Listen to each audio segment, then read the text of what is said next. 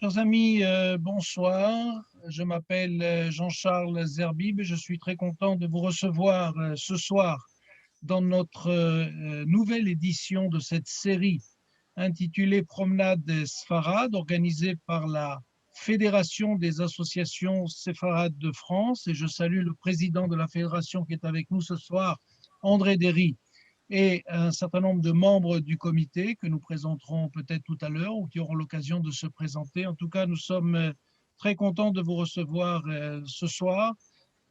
Si la première soirée avait été consacrée à une table ronde de jeunes leaders bénévoles et professionnels de la communauté juive de France sur justement le fait, en quoi le fait d'être sfarade leur permet d'être des leaders de la communauté. Si la deuxième session avait été avec Georges Bensoussan, puisque c'était le soir de Yom HaShoah, et nous avons parlé évidemment de la Shoah, et en particulier, mais pas uniquement, mais en Israël et dans le monde sfarade. Eh bien, ce soir, nous avons le plaisir de recevoir le docteur Yosef Sharvit. Yossi, on l'appelle plutôt en Israël en général, Yossi Sharvit, Yosef Sharvit, que je remercie d'être avec nous ce soir. Mais avant de le présenter, je voudrais dédier cette soirée à un des membres de la fédération qui, à Paris, et malheureusement, dû à ce terrible virus, nous a quittés. Donc cette soirée sera dédiée à David Rouard. Et, et donc ce soir, nous allons aborder un sujet, vous l'avez vu sur le flyer que nous avons vous avez adressé, les Juifs d'Algérie, la France et Eretz Israël, la Shoah et la Tkouma voulant dire la résurrection, la renaissance de l'État d'Israël. Eh bien, pour cela, nous avons demandé au docteur Youssef Charvit. Il est très connu pour ceux qui suivent ces différentes questions que nous allons aborder. Il enseigne l'histoire juive à l'université de Bar-Ilan et dans diverses institutions d'enseignement supérieur en Israël. Il est spécialiste de l'histoire juive maghrébine. Il a écrit un certain nombre de recherches, d'articles et d'ouvrages, en particulier La France, l'élite rabbinique d'Algérie et la Terre sainte au XIXe siècle, tradition et modernité. Il a fondé, il est le directeur de l'Institut Guy Yenassé pour le patrimoine du judaïsme des Juifs d'Algérie, et il a aussi écrit une biographie du Rav Léon Ashkenazi, peut-être plus connu sous le nom de Manitou. Donc je remercie Youssef Charbit et je lui donne de suite la parole pour commencer son intervention. Si vous souhaitez réagir, poser des questions, eh bien, vous le savez maintenant, vous pouvez profiter de l'espace de discussion, du chat en bon français. Et nous poserons les questions à la fin à l'intervenant. Merci beaucoup et bonne soirée. Merci beaucoup, cher Jean-Charles. Shalom à tout le monde, Erev Tov, une bonne soirée. Et je vous remercie de m'avoir invité à parler ce soir. Je crois que euh, cette soirée-là doit être aussi dédiée à Sarah Halimi, native de Constantine d'Algérie, qui est un Shalikov Dama qui a été assassiné il y a 3 ans, 4 ans, 3 ans et demi. Et il y a une manifestation qui aura lieu demain euh, euh, devant l'ambassade de France. Et bien sûr, aussi à Paris, je crois que il est très important d'allumer une veilleuse en sa mémoire. Et j'espère que euh, on verra de meilleurs jours, Bezrat Hashem. Et je voudrais parler des Juifs d'Algérie et à travers eux, parler d'un paradigme beaucoup plus significatif. Car quand on parle des Juifs d'Algérie, on parle en fin de compte de Juifs qui ont appartenu à la diaspora séfarade d'une part, et à la sociologie française d'autre part. Et c'est pourquoi je considère ce judaïsme-là comme étant un judaïsme de synthèse. Et c'est pourquoi la singularité de ce judaïsme-là va tout de suite être analysée. Je pense que ce judaïsme a un rôle très important à jouer ici dans la société israélienne. Parce que moi, j'ai grandi dans cette société israélienne. Je suis arrivé en Israël à l'âge de 12 ans et j'ai grandi de façon très, très directe dans les écoles israéliennes et j'ai été éduqué par, je dirais, par un paradigme très europocentrique. Et, et je pense que il fallait que je passe quelques dizaines d'années dans ce cursus-là, personnel, pour que je découvre que ce paradigme-là qu'il faut absolument corriger, il faut absolument renouveler. Je pense qu'à travers ce judaïsme d'Algérie, nous pourrons présenter, nous pourrons proposer une nouvelle façon de voir, une nouvelle perspective de, de l'étude de l'histoire d'Israël de manière générale, surtout en les temps modernes. Je voudrais commencer il y aura deux petits intermèdes musicaux dans cette petite intervention. Je voudrais commencer par la Moldava de Smetana.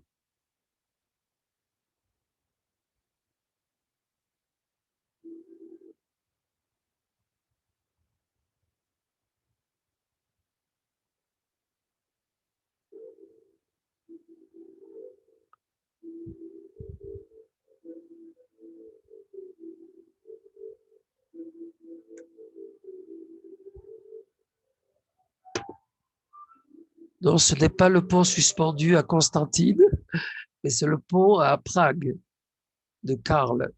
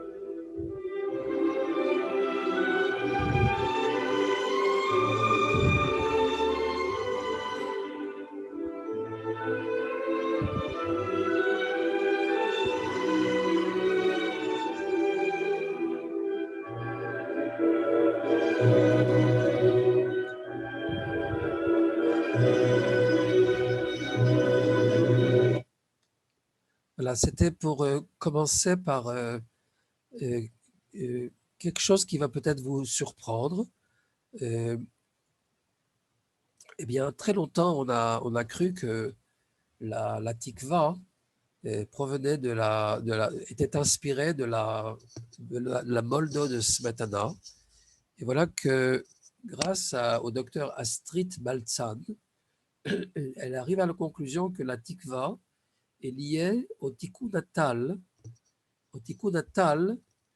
le fameux tikkun natal que nous récitons à Pessah pour dire Morid Natal, et pour la rosée, que nous prions pour la rosée.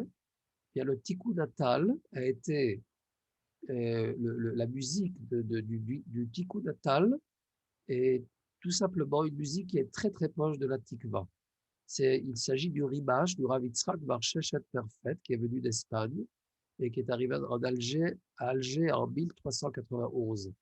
Le docteur Astrid Baltzan, la musicologue, considère que le fameux tikkun natal du Ribash a influencé.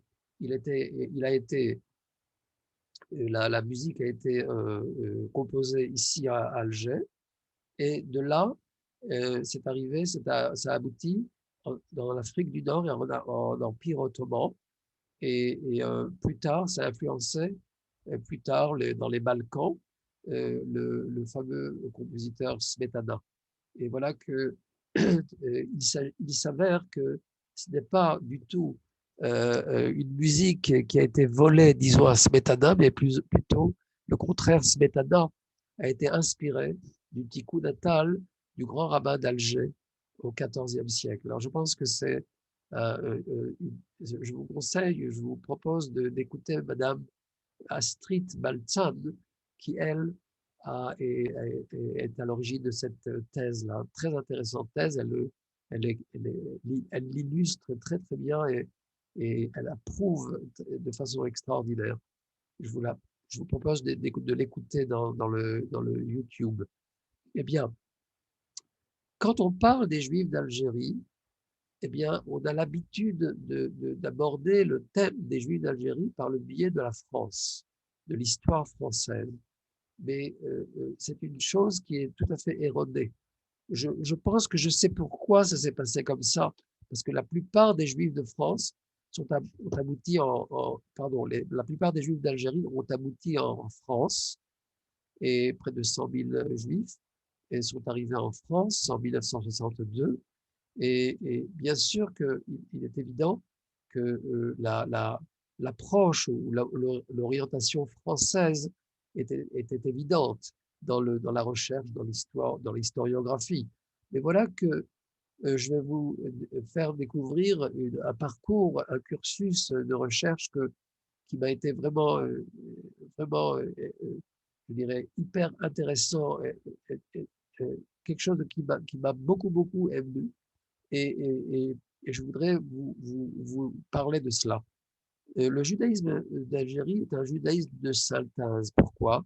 Parce qu'il fait partie de la pluralité, il a une pluralité d'identités. Pourquoi? Parce que le judaïsme d'Algérie, il ne faut pas parler à partir seulement de 1830. À partir de 1391, les Juifs d'Algérie font partie de la diaspora séfarade, car le Ribash et le Rashbat sont arrivés à Alger en 1391, et le Rav Ephraim Ben Kawa est arrivé à Tlemcen. Le Ribash, c'est le Rav Yitzhak Bar Sheshet Perfet, et le Rashbat, c'est le Rav Shimon Bar Tzemach Douran. Ce sont deux illustres rabbinim qui sont arrivés, ils ont quitté l'Espagne par rapport aux émeutes de 1391. Ils arrivent en Algérie et commencent à fonder, à créer un judaïsme bien encadré. Et ce judaïsme-là va faire partie, comme je viens de le dire, de la diaspora séfarade, d'autant plus qu'en 1492, le judaïsme algérien, le judaïsme d'Algérie devient à part entière un judaïsme séfarade, et c'est-à-dire que des Juifs d'Espagne et du Portugal vont partir vers l'Afrique du Nord, l'Empire ottoman, l'Italie, l'Europe du Nord, l'Europe septentrionale, et ils sont arrivés aussi vers le Nouveau Monde en Amérique du Sud et en Amérique du Nord. Et voilà que, et surtout, ils sont arrivés en Eretz Israël. Et ça, c'est une chose très importante. Et d'ailleurs, le bassin méditerranéen est très, très inspiré par Eretz Israël en tant que, disons, je dirais, comme quelque chose qui a énormément inspiré la diaspora séfarade. Et d'ailleurs, il y avait un grand chercheur de l'histoire d'Eretz Israël, il s'appelle le Rav Ishtori Aparri, qui a écrit un livre qui s'appelle Kaftor Vafera, qui va dire que les eaux territoriales d'Eretz Israël aboutissent au au détroit de Gibraltar. Pour vous dire que le bassin méditerranéen, pour ainsi dire, il est Eretz israélien dans son influence et dans son inspiration. Alors, euh, euh, et c'est pas par hasard que le fameux tikkun natal du Ribash a abouti en Empire ottoman et dans les Balkans, et ça a influencé en fin de compte Smetana dans sa très très belle musique de Boldo.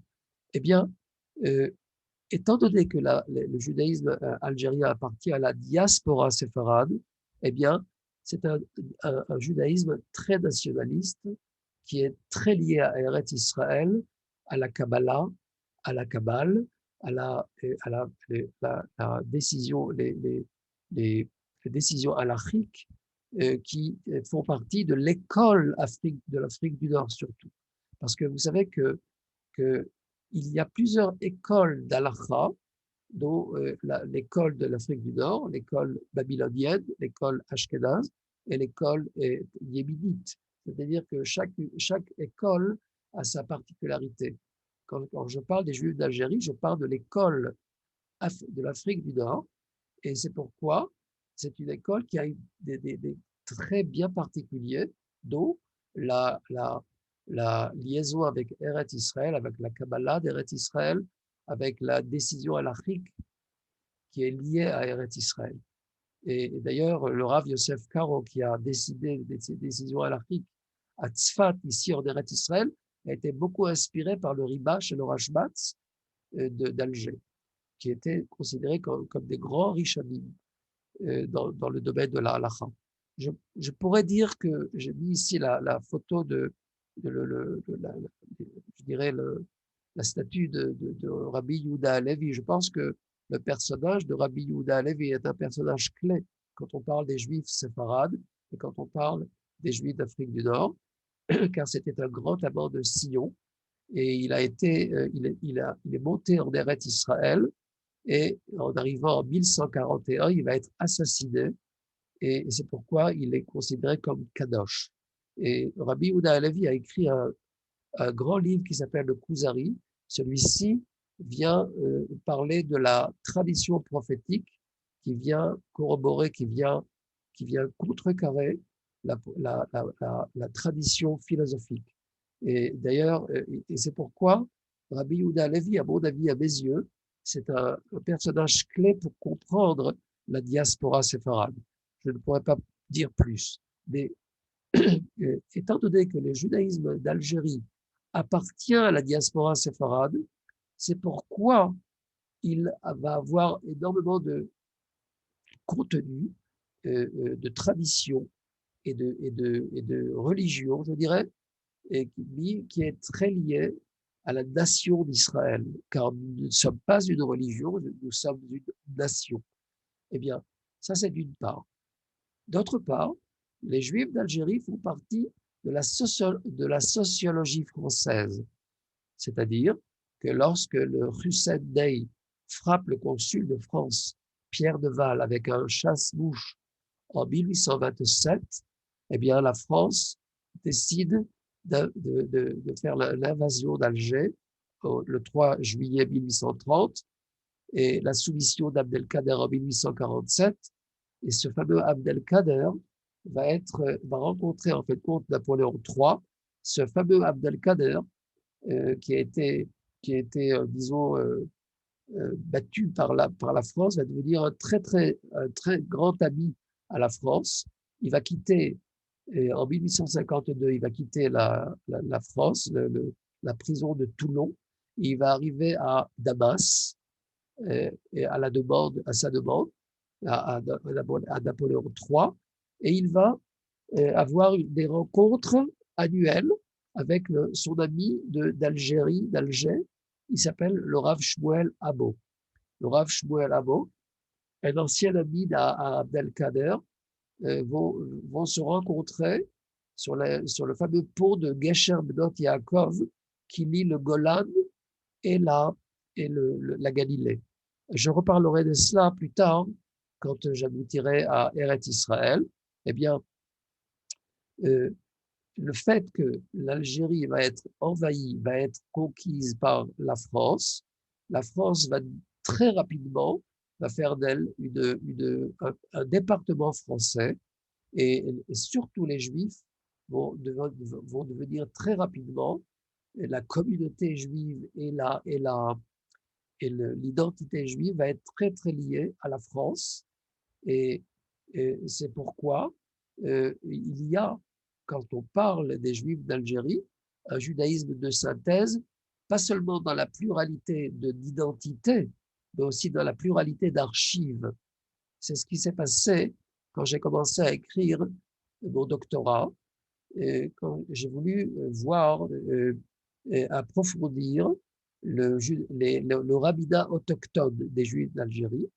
Et tout cela a commencé grâce au Rav Yosef Rodassia, auteur de 137 ouvrages en hébreu, en judéo-arabe et en français. Et grâce à lui, je peux vous dire que c'est mon grand-père maternel et il était pour moi très important, impératif de faire la recherche de cet ancêtre qui était tellement producteur de, de production littéraire. Et voilà que j'ai commencé à me poser la question, qui était ce personnage-là? Est-ce que c'était le sommet d'un iceberg que nous connaissions pas? C'est-à-dire que il y avait en fait de compte en Algérie une production littéraire rabbinique importante que nous connaissions pas, mais étant donné qu'il a écrit son dernier livre en 1962, et d'ailleurs, il va monter en Eretz Israël 2 semaines avant son décès. Il est arrivé à Dimona, il est décédé à Dimona. Eh bien, lui m'a inspiré, le Rav Yosef Rodassia, d'ailleurs que je porte son prénom. C'est pourquoi, Jean-Charles, il est important pour moi de m'appeler Yosef, surtout dans mes écrits. Bien sûr, entre amis, on peut s'appeler Yossi. Mais, eh bien, je me suis posé la question, quelle est la signification de sa production littéraire? Je suis arrivé à la conclusion que très longtemps, on était essentiellement influencé par les archives françaises, et surtout celles d'archives d'outre-mer et archives consulaires à Aix-en-Provence et à Nantes. On était très influencé par les archives consistoriales, car le consistoire a été créé en 1845 en Algérie. On était très influencé par les péripéties qui ont suivi le décret Crémieux qui a fait des Juifs d'Algérie des Français. On était très influencé dans l'écriture de l'histoire par les archives de l'Alliance israélite universelle qui a été créée en 1860 et qui a eu de l'influence en Algérie à partir de 1900. Mais cette historiographie qui était basée sur les archives françaises est très orientée vers la France. Mais quand j'ai commencé à vouloir explorer la littérature rabbinique et juive et hébraïque en Algérie, alors j'ai commencé à demander conseil aux grands chercheurs d'Afrique du Nord, M. Robert Attal, le grand bibliothécaire de l'Institut Ben Tzvi.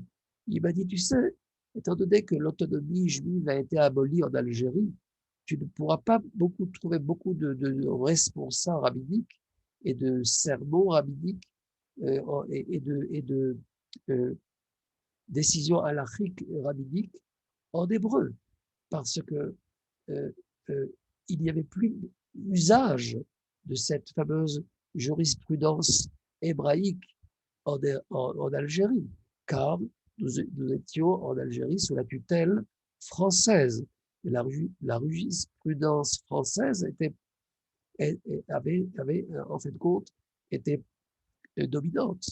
Et voilà que le Rav Yosef Rodassia m'a dit, ce n'est pas vrai. Il ne m'a pas dit vraiment personnellement, il l'a dit dans ma façon de voir les choses. J'ai commencé à explorer les, les, les, les, les travaux et les livres et les ouvrages de 70 émissaires rabbiniques qui étaient en Algérie, dont le Rav Eliaou Bechor Chazan. Et j'ai commencé à découvrir énormément je pense que près de 300 à 350 pièces de livres et d'ouvrages rabbiniques et consulaires. Ça fait que, à partir de ce moment-là, j'ai découvert deux histoires. Les histoires qui étaient basées sur les archives françaises et l'histoire qui était basée sur les archives hébraïques. Et c'est pourquoi cette double historiographie orientée vers la France et vers Eretz Israël m'ont ouvert un nouveau, je dirais, une nouvelle image, une image beaucoup plus complète de l'histoire des Juifs d'Algérie. Et pour moi, c'était une découverte qui m'a fait énormément plaisir, car j'ai compris, j'ai commencé à comprendre le pourquoi et le comment de ce sionisme tellement viscéral du judaïsme d'Algérie. Et il prend ses racines déjà au XVIIIe et au XXe siècle. Et d'ailleurs, ça m'a fait aboutir à la contribution singulière des Juifs d'Algérie en Eretz Israël, au point où c'est le socle du peuplement d'Eretz Israël. Je parle des familles Ayash, Shlouch, Abo, Gedj et Alouche. Voici un des ouvrages du Rav Yehuda Ayash, qui lui arrive en Eretz Israël à partir de 1752 et il va être enterré sur le mont des Oliviers. D'ailleurs, sa sépulture a été redécouverte sur le mont des Oliviers, lui et son fils, le Rav Yaakov Moshe Ayash, qui va être au début le Rosh Yeshivat, la yeshiva de Knesset Israël qu'a créé le Rav Chaim Ben Attar du Maroc de Saleh, qui a fondé cette yeshiva à Jérusalem. Le Rav Yehuda Ayash va être le Rosh Yeshiva de l'académie de la yeshiva du Rav Chaim Ben Attar. Plus tard, son fils, le Rav Yaakov Moshe Ayash, va être aussi également le Rosh Yeshiva de Knesset Israël à Jérusalem.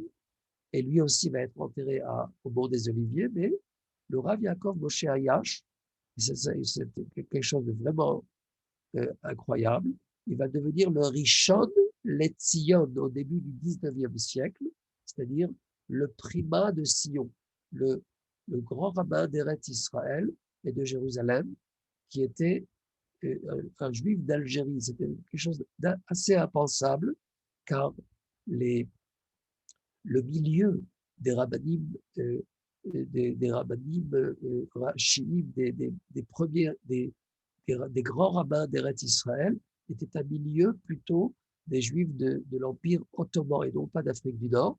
Donc voilà que le Rav Yaakov Moshe Ayash va être le grand rabbin d'Eretz Israël et le grand rabbin de Yerushalayim. La famille Shlouch, la famille Shlouch, le père et le fils, vont être des précurseurs et un socle pour le peuplement d'Eretz Israël. Vous savez, nous avons été presque, je dirais, éduqués à parler du sionisme à partir de 1882. Et rien ne s'est passé avant 1882. Mais c'est faux. C'est faux car le yishuv ancien séfarade depuis 1492 jusqu'en 1882 était un yishuv très important en Eretz Israël. J'ai eu l'occasion d'en parler dans d'autres occasions. Bien sûr, la famille Abo n'était pas seulement des grands rabbins de Tzfat, n'était pas seulement des consuls français, mais c'était aussi des personnes qui ont racheté des terres grâce à l'amitié qu'avait le Rav Yaakov Chai Abo, le Rav Shmuel Abo, le Rav Yaakov Chai Abo. Grâce à l'amitié qu'ils avaient avec Abdelkader, les Effendi, qui étaient dans le nord d'Israël, ont permis, ont facilité le rachat de terres. Vous savez que très longtemps, on nous a enseigné à l'école et à l'université que le grand, comment dire, celui qui a acheté des terres en, en Galilée, il s'appelait Yahushua Chonkin. Et certes, il l'a fait, effectivement, il a fait des grands rachats de terres dans la région, surtout du nord d'Eretz Israël, dans la vallée d'Israël. Mais le Rav Shmuel Abo et le Rav Yaakov Chai Abo l'a précédé de près de 80 ans. C'est-à-dire que quand on écrit l'histoire d'Israël, il faut bien exiger de parler de toute l'histoire d'Eretz Israël et non pas d'une histoire bien orientée. Et, et effectivement, ces Juifs d'Algérie ont un sionisme viscéral, car correspond-il à l'idée messianique normative. Et quelle est l'idée messianique normative? Ça aussi, c'est un sujet très épineux ici dans la société israélienne. C'est bien, le messianisme normatif et l'aspiration à la résurrection d'une entité étatique en Eretz Israël. Et d'ailleurs, il y avait le Rav Yehuda Bibas de Gibraltar et de Corfu et Marco Yosef Baruch de Smyrne étaient les pères du sionisme en terre d'islam. Et ces deux personnages-là correspondaient tout à fait au messianisme normatif qui était à partir du XVIe siècle en Eretz Israël, c'est-à-dire l'aspiration à la résurrection d'une entité étatique en Eretz Israël. D'ailleurs, c'est ce que dit Manitou, le Rav Ashkenazi, le sionisme, même non religieux, est le seul messianisme authentique de notre histoire contemporaine, précisément parce qu'il est le seul à réaliser comme première étape de la délivrance, la libération du peuple juif. Elle est basée sur la connaissance des références traditionnelles à ce sujet. Je dis encore une fois, c'est un sujet très épineux ici en Eretz. Quand on veut pénaliser, quand on veut parler de quelqu'un qui est un messianique, un homme qui est, comment dire, inspiré d'un messianisme chaotique, un messianisme trop violent, un messianisme, je dirais, arrogant, alors on le considère comme étant quelqu'un qui n'a pas, disons, qui n'est pas équilibré. Il a une volonté de faire des choses qui ne sont pas consciencieux.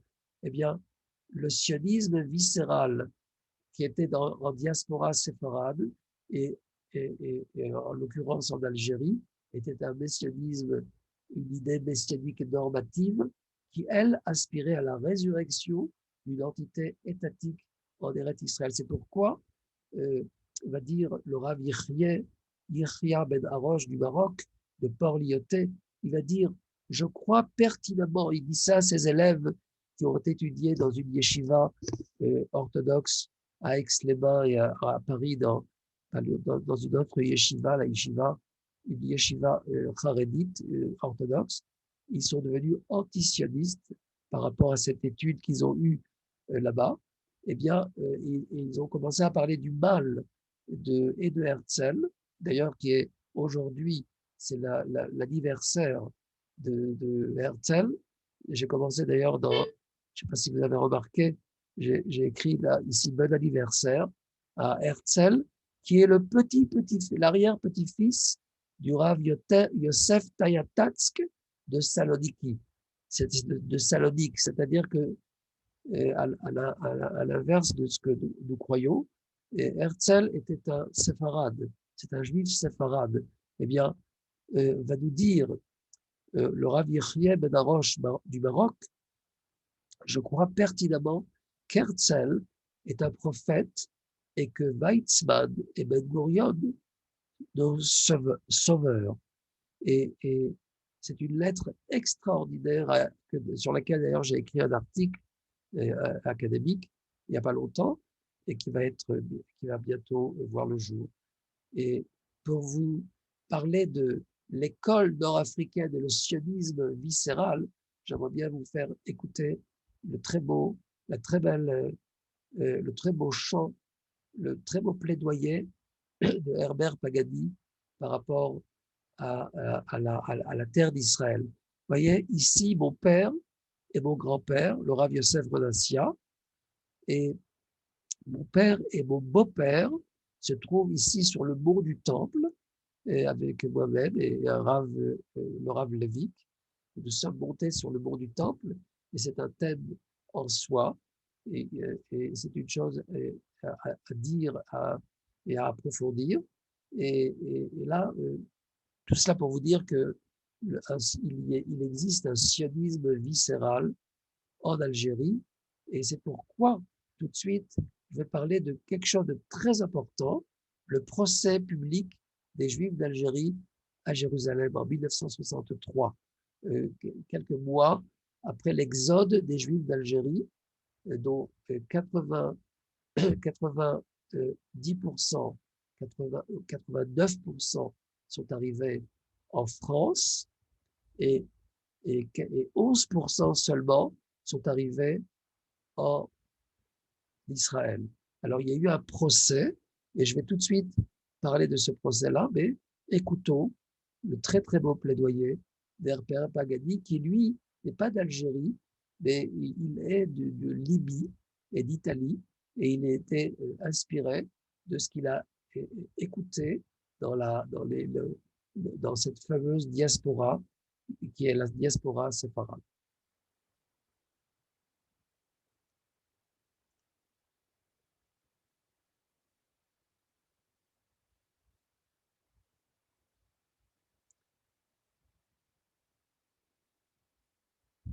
Il y a, dans ce que vous avez écrit, est-ce que vous entendez? Vous écoutez? Vous entendez? Plaidoyer pour l'Israël. C'est quelque chose de très particulier qui vous engage totalement. Oui. Et vous allez vous engager. Bien. Alors, pour s'engager, il faut mettre les lunettes.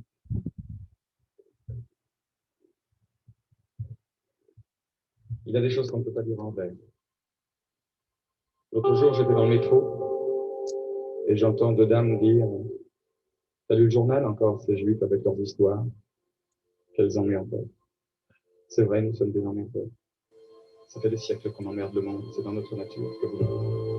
Abraham avec son Dieu unique, Moïse avec ses tables de la loi, Jésus avec son autre joue toujours prête à la deuxième barre, puis Freud, Marx, Einstein, tous ont été des jeûneurs, des révolutionnaires, des ennemis de l'ordre. Pourquoi? Parce que l'ordre, quel que fût le siècle, ne pouvait les satisfaire, puisque c'était un ordre dont ils étaient toujours exclus. Remettre en question, voir plus loin, changer le monde pour changer de destin, tel fut le destin de mes ancêtres. C'est pourquoi ils sont haïs par les défenseurs de tous les ordres établis.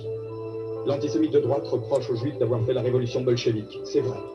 Il y en avait beaucoup en 1917. L'antisémite de gauche reproche aux Juifs d'être les géants du capitalisme. C'est vrai. Il y a beaucoup de capitalistes juifs. La raison est simple. La culture, la religion, l'idée révolutionnaire d'un côté, les portefeuilles et les banques de l'autre, sont les seules valeurs transportables, les seules patries possibles pour ceux qui n'ont pas de patrie. Et maintenant, aujourd'hui qu'il en existe une, l'antisémitisme renaît de ses cendres, pardon, de nos cendres, et s'appelle l'antisionisme. Il s'applique aux individus, il s'applique à une nation. Israël est devenu un ghetto. Jérusalem, c'est Varsovie. Les nazis qui nous assiègent par l'arabe, et si leur croissance se déguise parfois en faucille, c'est pour mieux piéger les gauches du monde entier. Moi qui suis un juif de gauche, je n'en ai rien à faire d'une certaine gauche qui veut libérer tous les hommes aux dépens de certains d'entre eux. Car je suis précisément de ceux-là, d'accord pour la lutte des classes, mais aussi pour le combat et le droit à la différence. Si elle veut me compter parmi les siens, la gauche ne peut pas faire l'économie de mon problème. Et mon problème est simple. Mon problème est que depuis les déportations romaines du 1er siècle après Jésus-Christ, nous avons été partout honnis, bannis, écrasés, spoliés, chassés, traqués et convertis de force. Pourquoi? notre religion, notre culture est une chose. C'était un exemple de démocratie. Vous voulez quelques exemples? Le judaïsme a été le premier à créer le Shabbat, c'est-à-dire le jour de repos hebdomadaire obligatoire. Vous imaginez la joie des pharaons toujours en retard d'une pyramide. Le judaïsme interdit l'esclavage. Vous imaginez la sympathie des Romains, les plus importants grossistes de main-d'œuvre gratuite de l'Antiquité. Il est dit dans la Bible, la terre n'appartient pas à l'homme mais à Dieu. De cette phrase découle une loi, celle de la remise en question automatique de la propriété foncière tous les 49 ans. Tous les 49 ans. Vous voyez l'effet d'une loi pareille sur les papes du Moyen-Âge et les bâtisseurs d'empire de la Renaissance. Il ne fallait pas que les peuples sachent. On commença par interdire la Bible, et puis, c'est une médisance. Les murs de la calomnie qui devinrent les murs des ghettos, puis l'Inquisition, les bûchers, et plus tard les étoiles jaunes. Auschwitz n'est un exemple industriel de génocide, mais il y a eu des génocides artisanaux par milliers. J'en aurais pour 3 jours, je vous le jure, bien qu'à nommer tous les pogroms d'Espagne, de Russie, de Pologne et d'Afrique du Nord. À force de fuir, de bouger, le juif est allé partout. On extrapole les gens. Il n'est de nulle part. Nous sommes au rendez-vous, monsieur Français. Je suis effectivement de nulle part. Nous sommes parmi les peuples comme l'enfant en assistance publique. Je ne veux plus être adopté. Je ne veux plus que ma vie dépende de l'humeur de mes propriétaires. Je ne veux plus être un citoyen local. J'en ai assez de frapper aux portes de l'histoire et d'attendre qu'on me dise entre. Je rentre et je gueule. Je suis chez moi sur terre, et sur terre j'ai ma terre. Elle m'a été promise. Elle sera maintenue. Qu'est-ce que c'est que le sionisme? Ça serait dû à une simple phrase. L'an prochain à Jérusalem. Non, ça n'est pas un slogan du Club Méditerranée. C'est écrit dans la Bible, le livre le plus vendu et le plus mal lu du monde. Et cette prière est devenue un cri. Un cri qui a aujourd'hui plus de 2000 ans. Et le père de Christophe Colomb, celui de Kafka, celui de Proust, celui de Chagall, celui de Marx, d'Einstein et même de M. Kissinger l'ont répété, ce cri, au moins une fois par an le jour de Pâques. Alors le sionisme, c'est du racisme? Mais faites-moi rire. Est-ce que 12 France, cher pays de mon enfance, est un hymne raciste? Le sionisme, c'est le nom d'un combat de libération. Dans le monde, chacun a ses juifs. Les Français ont les leurs, ce sont les Bretons, les Occitans, les travailleurs immigrés. Les Italiens ont les Siciliens, les Yankees ont leurs Noirs, les Espagnols ont leurs Basques. Nous, on a une prérogative. Nous sommes les Juifs de tous. À ceux qui me disent, et les Palestiniens? Je réponds, je suis un Palestinien d'il y a 2000 ans. Je suis l'opprimé le plus vieux du monde. Opprimé quelquefois et souvent même supprimé. Je discuterai donc avec eux, mais je ne leur céderai pas ma place. Il y a là-bas de la place pour 2 peuples et pour 2 pays, pour 2 nations. Les frontières seront à discuter ensemble, mais l'existence d'un pays ne peut en aucun cas exclure l'existence d'un autre. Et les options politiques d'un gouvernement n'ont jamais mis en cause l'existence d'une nation. Alors pourquoi Israël? Quand Israël sera hors de danger, je choisirai parmi les Juifs et mes voisins arabes ceux qui me sont frères par les idées. Aujourd'hui, je me dois d'être solidaire avec tous les miens, même ceux que je déteste, au nom d'un ennemi insurmontable, le racisme. Descartes avait tort. Je pense donc je suis. Ça ne veut rien dire. Nous, ça fait 5000 ans qu'on pense, et nous n'existons toujours pas. Je me défends, donc je suis.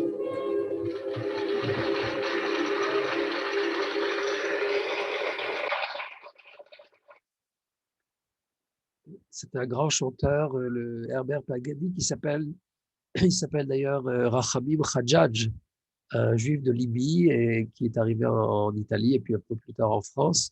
C'était un homme, un grand sioniste, un homme qui avait une très belle musique, que malheureusement il est décédé très jeune.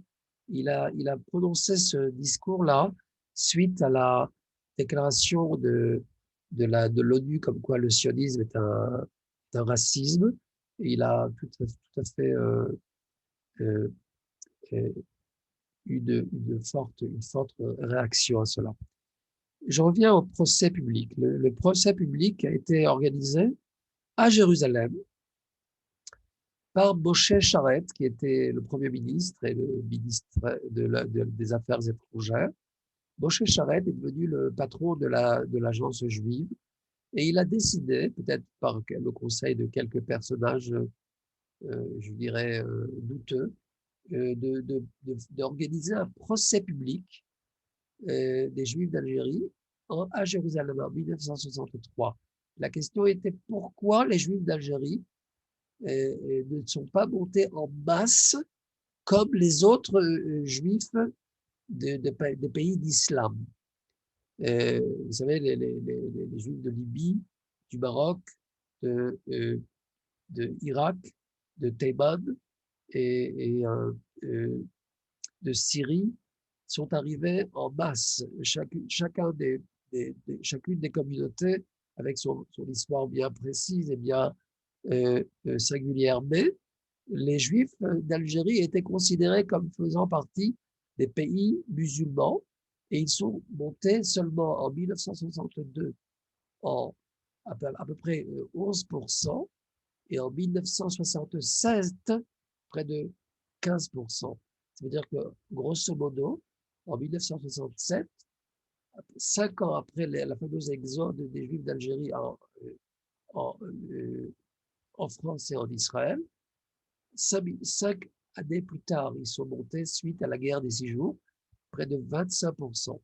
25% qui est considéré comme étant un pourcentage bas par rapport aux autres pays qui, eux, sont montés du Maroc 90%, de Tunisie 70%, de Libye 100%, de Thaïlande 100%, etc.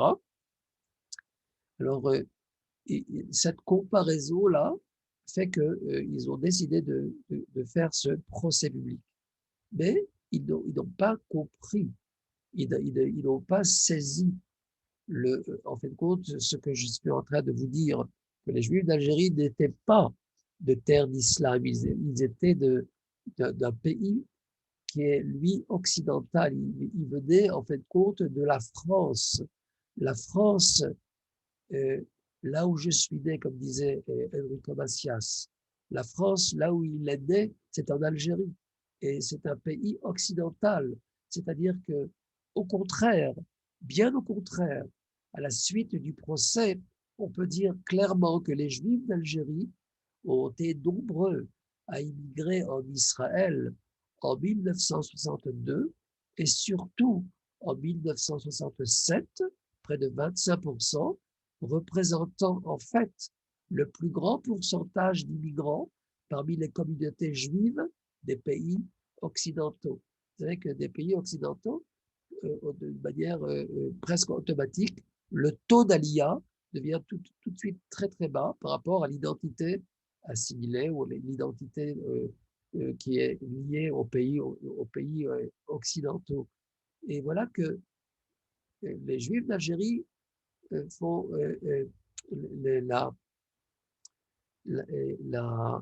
comment dire, le Yotze Midakla,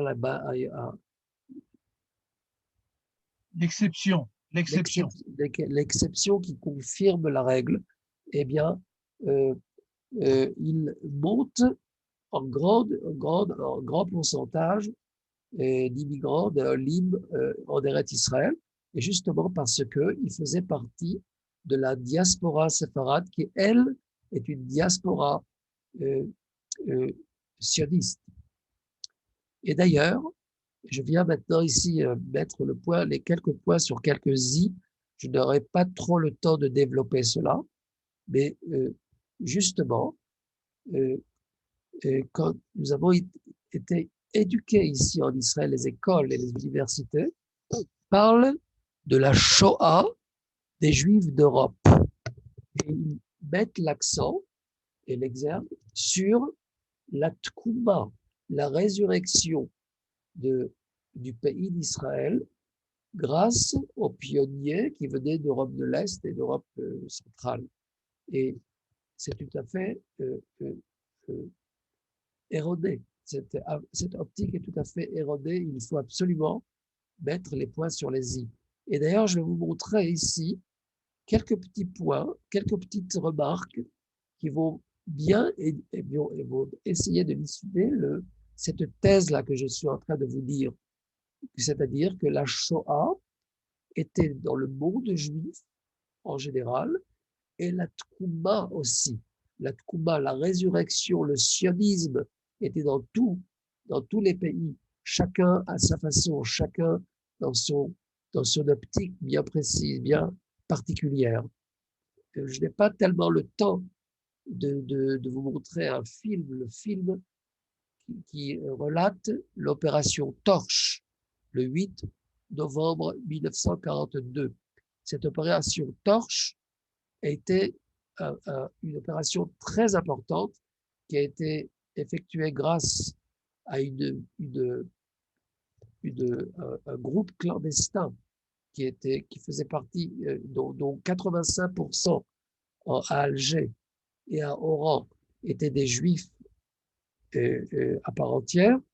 Ce groupe, cette résistance clandestine a organisé l'invasion des Américains et des Anglais le 8 novembre 1942. Cette invasion-là a fait que les Américains et les Anglais sont rentrés par le détroit de Gibraltar, sont arrivés en Algérie, ont libéré l'Algérie et le Maroc, et les nazis se sont accaparés de la Tunisie. Et c'est pourquoi, en Tunisie, par exemple, les nazis ont envoyé là-bas un nommé Walter Rauf, justement, pour opérer une Shoah en Tunisie. Je ne sais pas quel aurait été le sort des Juifs d'Algérie et du Maroc et de Libye si l'opération Torche n'avait pas eu lieu. Vous savez que le field Marshal Rommel avait l'intention, je vous montre ici sur la carte, avait l'intention de faire la conquête de toute l'Afrique du Nord, le fameux Africa Corps. Il voulait arriver en Égypte, arriver en Eretz Israël et se lier avec les Allemands qui avaient fait la conquête de la Russie par rapport à ce qu'on appelle l'opération Barbarossa. Eh bien, l'opération Barbarossa et l'Africa Corps devaient se rencontrer en Eretz Israël. Et d'ailleurs, Hajj Amin al-Husseini avait l'intention, le Moufti de Jérusalem, avait collaboré avec Hitler et avait fait en sorte que si Rommel faisait la conquête d'Eretz Israël, il avait l'intention de tuer des Juifs dans des fours crématoires dans Emek Dotan,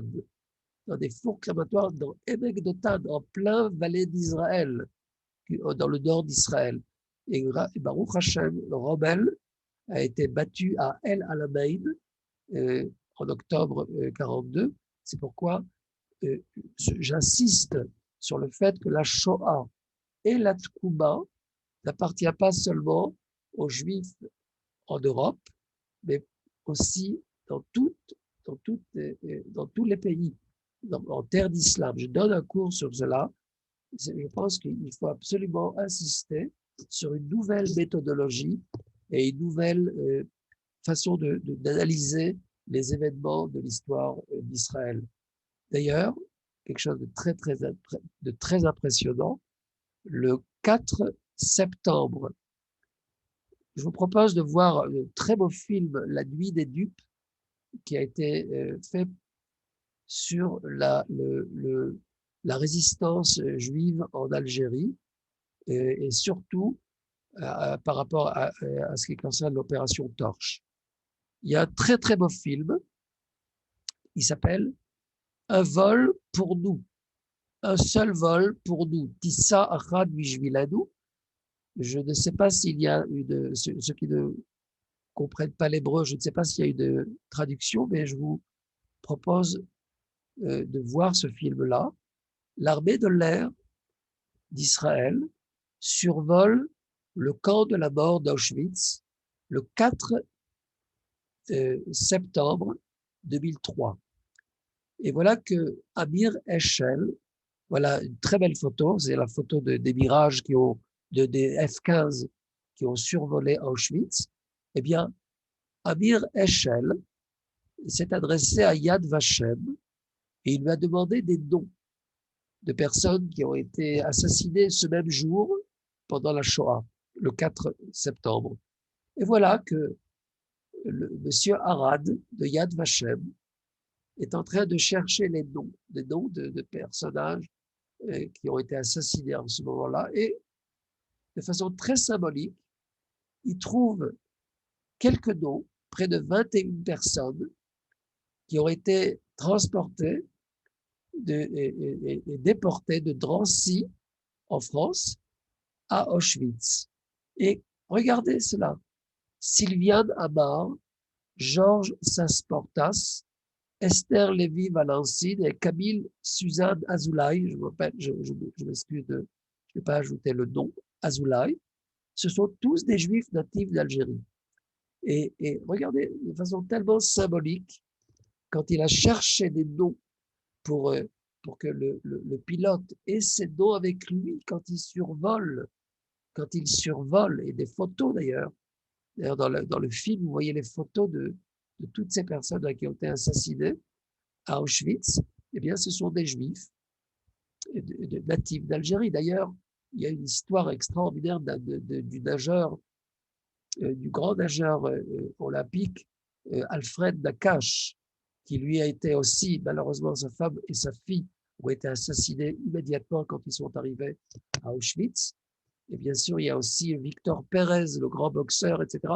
Tout ça pour vous dire de Tunisie, tout ça pour parler, en fait, compte, de façon systématique, de la Shoah qui a eu lieu dans tous les pays et dans chaque communauté, c'était une autre, je dirais, une autre image, mais il faut absolument insister pour voir toute l'image.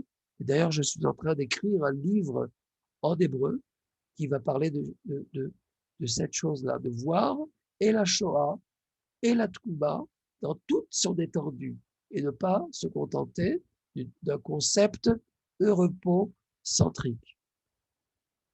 D'ailleurs, celui qui voudrait avoir cette présentation, cette Matzaget, il est prié de m'envoyer un mail, je vous enverrai avec grand plaisir cette présentation. Eh bien, je voudrais terminer avec deux événements qui marquent la Tekouma, la résurrection de l'État d'Israël. Donc, pas seulement la Shoah, mais aussi la Tekouma. À partir d'Algérie, il y a une aliyah clandestine d'Alger en 1947 par 3 bateaux, dont Yehuda Halevi, qui porte le nom du grand poète d'Espagne, Shivat Tzion et Haportzim. Il y avait dans ces 3 bateaux-là, d'ailleurs vous voyez ici l'itinéraire du bateau de Yehuda Halevi, et il y a un très très beau film que je vous propose de voir à tête reposée quand vous recevrez cette présentation, cette Matzaget.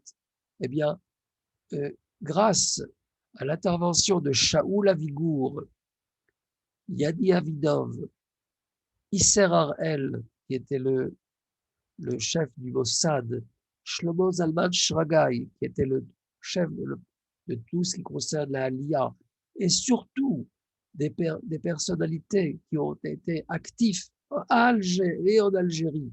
Je n'ai pas le temps de développer cette chose-là, mais je le fais dans mes livres, dans mes ouvrages.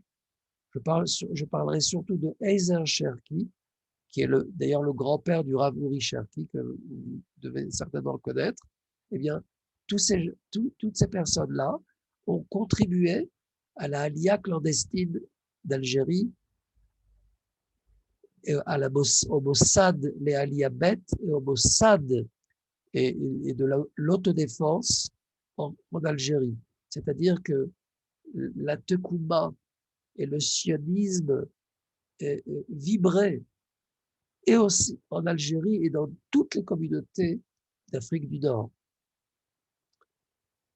Et pour terminer, voici quelques images sur les mouvements de jeunesse en Algérie qui, eux, étaient illustrés de ces mouvements de jeunesse, l'activisme juif et sioniste. Il y avait le fameux commando français qui a participé à la guerre d'indépendance en Israël, la fameuse opération Zébu, qui, elle, a contribué à la Haggadah. Bien sûr, je ne peux pas développer tous ces thèmes-là, mais tout cela pour vous dire qu'en Algérie, il y avait une activité sioniste et activisme juif et sioniste très important. D'ailleurs, les mouvements de jeunesse, les voici. Il y avait tous les mouvements de jeunesse. Il y avait les éclaireurs israélites de France que Castor, Robert Gamzo a créé en 1928 en Algérie. Il y avait de grands scouts, dont Manitou, le Rav Ashkenazi, dont mon père là-bas, le Rav Michael Charvit. Et il y avait bien sûr tous les mouvements chaloutziques du Bnei Akiva, Abonim Gordonia, Constantine, dont Yossele Martzion, un grand pionnier qui a fondé le kibbutz de Re'im et qui est décédé d'ailleurs il y a quelques mois, Zichrono Livracha, Yosef Bouskila, Yossele Martzion. Il y avait bien sûr le Betar en Algérie et bien sûr le Bnei Akiva. Et pour tout cela pour vous dire que nous avons ici affaire à un activisme juif et sioniste qui est très important et qui vient mettre le jour sur un concept qui doit être élaboré, sur le concept qui dit que Shoah et Tkouma, ce sont deux concepts qui sont des concepts très importants pour la société israélienne, appartiennent à toutes les communautés juives de toutes les diasporas, la diaspora ashkénaze et la diaspora séfarade. Chacune avait bien sûr ses particularités et sa singularité. Eh bien, Gvirotai, Verabotai, tout ce que je viens de vous dire là, je les ai écrits dans mes ouvrages que vous pouvez voir ici, dans cette image-là, et je parle surtout des livres La France, l'élite rabbinique d'Algérie et la Terre Sainte au XIXe siècle, tradition et modernité. C'est un livre qui est sorti, le voici, qui est sorti à la Sorbonne dans l'édition Honoré Champion. Bien sûr, il y a aussi le livre que voici, il s'appelle Les Juifs d'Algérie, historiographie, méthodologie, tradition et modernité. C'est dans l'édition universitaire européenne Sarbuc. Et en fin de compte, ce livre-là, qui est une anthologie complète de 550 pages, le judaïsme algérien, réflexion, qui, lui, parle de tout, il y a 17 chapitres qui relatent toute l'histoire depuis le commencement des Juifs d'Algérie.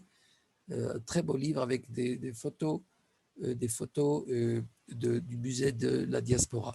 J'ai fait aussi un livre sur la terre d'Eret Israël, une terre à redécouvrir, Eret Israël dans Parashat Hashavua, et bien sûr un petit roman historique sur le Rav Yosef Rodassia, en hébreu, aussi des conférences que j'ai données à Galei Tzahal en Israël, dans une radio qui s'appelle Galei Tzahal, les ondes de Tzahal, et pour terminer, j'ai fait la biographie intellectuelle, un travail qui a duré près de 10 ans sur Manitou, en hébreu celui-ci. Et pour terminer, mon voyage que j'ai effectué en 1989 à Constantine, j'ai fait un petit journal qui s'appelle Un voyage sur un rocher à Constantine. Alors voilà, je voulais vous dire quelques mots sur une grande communauté et sur un grand patrimoine. Toda Rabba et merci de votre écoute. Merci beaucoup, Yosef Charvit. Je pense effectivement qu'il était difficile en aussi peu de temps. Pour toi, c'est toujours une torture pour des gens qui passent des années à étudier cela, d'avoir à résumer en 1 heure. Mais ça doit donner envie aux gens soit de continuer à te poser des questions, soit de lire tes livres, et peut-être que nous ferons une autre intervention dans le cadre de Promenade Sfarad sur le judaïsme d'Algérie.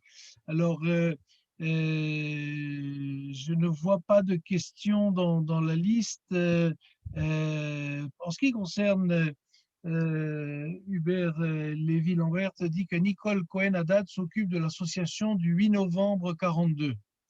Donc une information. Oui, bien sûr, je connais très bien.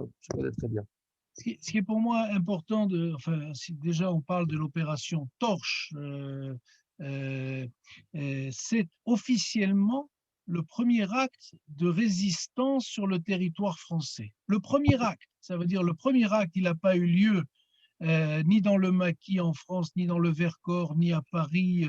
Et il y a eu beaucoup d'opérations, mais le premier acte, officiellement, qui a été mené par 300 ou 400 jeunes, dont il y a un débat entre les historiens pour savoir s'il y avait 75% ou 85% de juifs parmi eux. Mais il est clair que les juifs se sont engagés dans cette opération pour permettre le débarquement américain, enfin le débarquement à Alger. Je pense que c'était très, très important.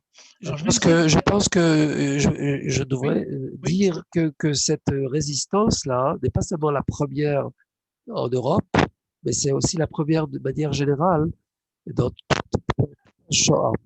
Et je dirais plus que ça, c'est une résistance qui a eu des conséquences extraordinaires. Il a le fait d'avoir qu'il y ait eu que les Anglais et les Américains ont envahi, comment dire, il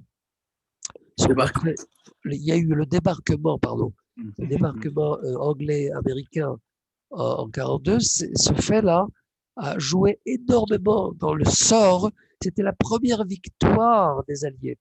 C'était la première victoire des Alliés. Parce que de 1939 à 1942, il n'y a que des défaites. Et cette fois, cette victoire-là a été très, très décisive. À partir de 1942, tout change. Tout change pendant la Deuxième Guerre mondiale. Alors, je vais donner la parole à André Derry, qui est le président de la Fédération des associations Sfarad de France. Alors, je crois savoir qu'il n'est pas d'Algérie, mais quand même. Non, effectivement. Bonsoir à tous. Merci encore une fois au professeur Youssef Charvit qui a mis un peu les pendules à l'heure.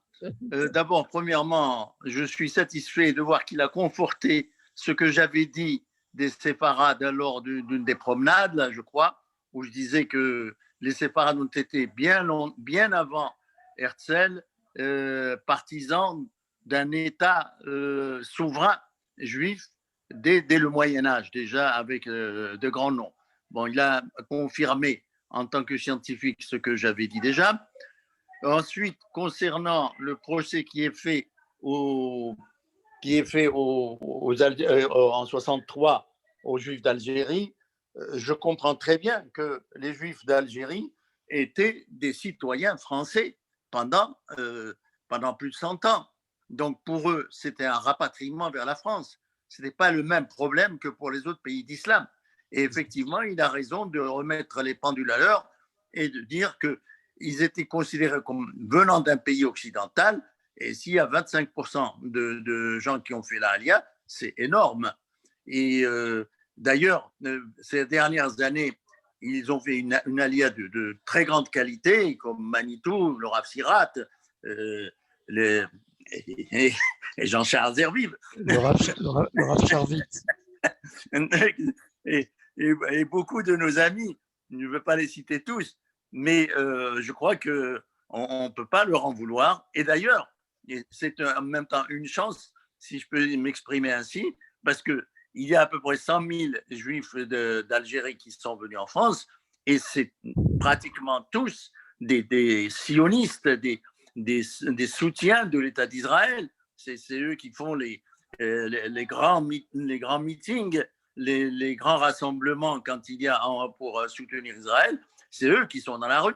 Donc, on ne peut pas leur en vouloir. Hein. Pour cela, je crois que vous avez très bien fait, professeur, de souligner cela.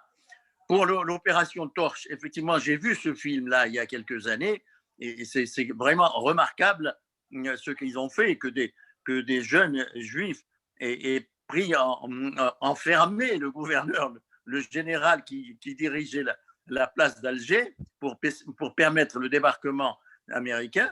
Il fallait le faire, hein. C'était pas évident. Le maréchal Juin. Le maréchal Juin. C'est ça, exactement. Donc, voilà, je suis bien content d'avoir appris beaucoup de choses. Bon, le sionisme du Moyen-Âge, ça me rappelle un peu celui du Maroc, puisque, comme a dit Jean-Charles, moi, je ne suis pas d'Algérie, mais je suis du Maroc. Et nous avons également eu beaucoup de rabbins qui ont fait du sionisme bien avant la lettre.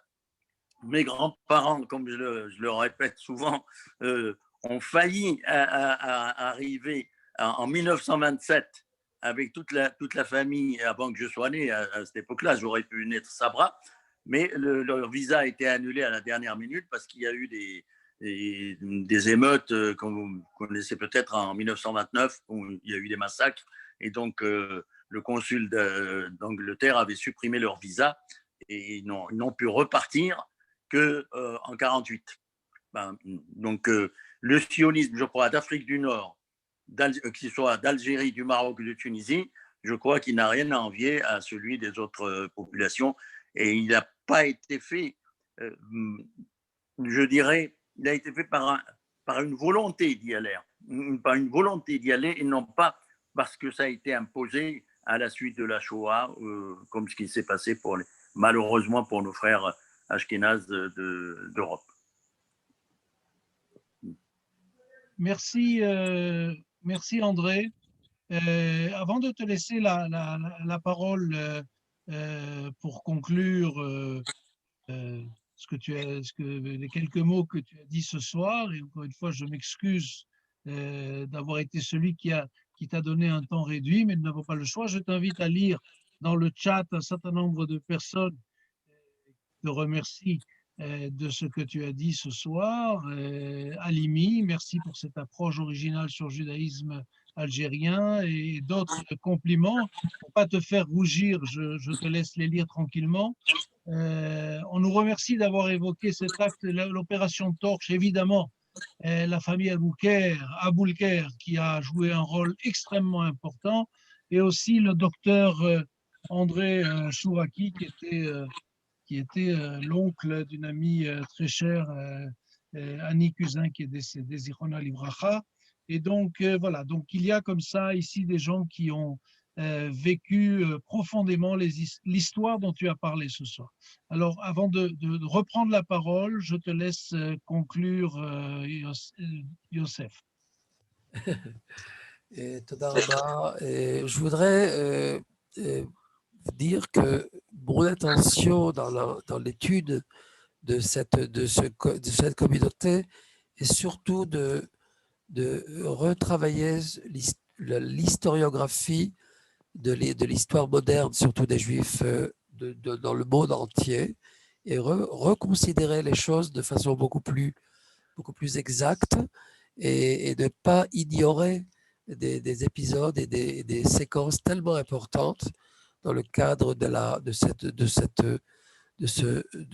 cette histoire extraordinaire, cette épopée que nous avons connue, Baruch Hashem, dans ces temps modernes.